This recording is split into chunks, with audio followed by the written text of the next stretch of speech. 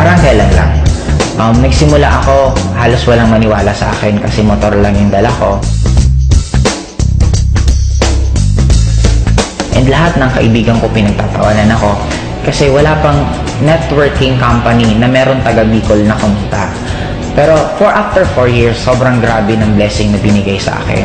4 years, 4 na sasakyan. First car ko is Honda Civic, second car ko is Montero Sport, third car ko is sobrang guwapo ng sasakyan kasi 2-door siya na Accord na kung nanonood ka ng Fast and the Furious, halos magkamukha yung sasakyan na yun.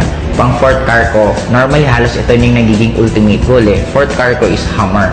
Na ang kagandahan dito, may maliban lang kasi since ang taas ng gas consumption ng Hummer, binigyan pa ako ng in-global ng bonus na profit sharing na worth 600,000. 350,000 para daw pang gas ko sa Hummer ko.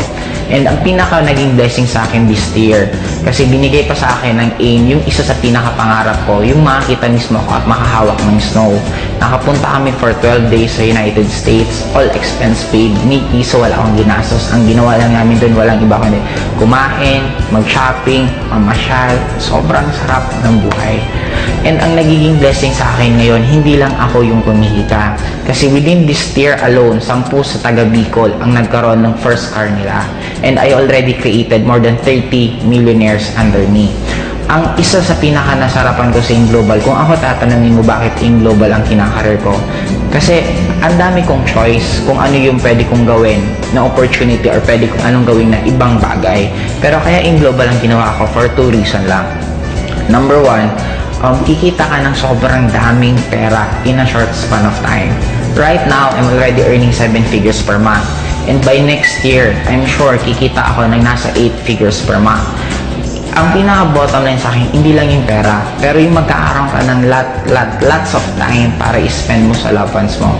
Kasi for me, yun naman talaga ang pinaka-essence ng buhay. Money, importante, pero ang pinaka-importante sa lahat is hindi ka mawala ng time para sa loved ones mo.